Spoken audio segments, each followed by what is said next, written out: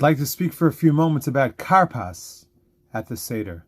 There seems to be some connection between Karpas and the sale of Yosef. Indeed, it was Yosef's sale that caused the Jewish people to go into exile in Mitzrayim in the first place. As the Gemara teaches us in Maseches Shabbos, it was because of the coat of many colors that Yaakov gave his son Yosef, and the brothers started fighting. That's what caused the whole Golos Mitzrayim in the first place. We were sent down to Egypt because of the fighting between brothers. Rabbi Jonathan Sachs commented that there are two dippings that we dip at the Seder.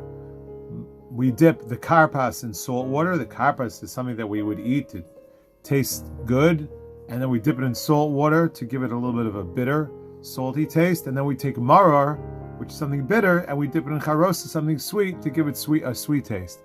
He says that these two dippings commemorate these two dippings that surrounded the Yetzias Mitzrayim story. First, the dipping of the brothers of Yosef's coat of many colors in blood. That's when free people behaved like slaves. That's the karpas dipped in salt water. But when the slaves, the Jewish people, behaved like free people by dipping the agudas ezov, the hyssop, in the blood and putting the blood on the doorposts, that's what caused geula.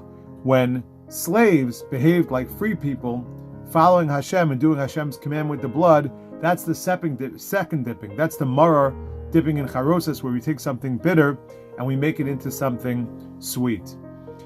And this also could be why we call this karpas, because if you look at Rashi's commentary on Chumash, where he talks about the Yosef's coat of many colors, the ksones pasim, Rashi says, what does the word pasim mean? He quotes the pasuk in the Megillah, Chor karpas uscheles. Pasim is a type of silk. Karpas is a special type of silk. So perhaps we refer to this part of the Seder as karpas to commemorate the sale of Yosef, that the brothers sold him because they were jealous of his coat of many colors, his ksones pasim.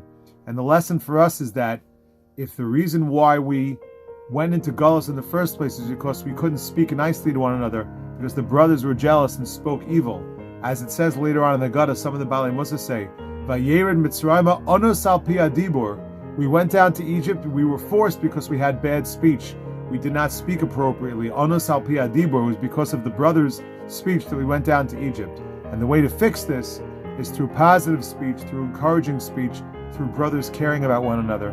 May it be the will of the Ribbono Shel Olam that this year we learn the secret of Peh-Sach.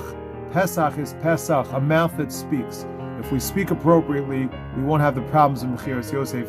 We'll be able to reverse the effects of Galus Mitzrayim and experience Geula. May that take Kavim Her V'Yameinu.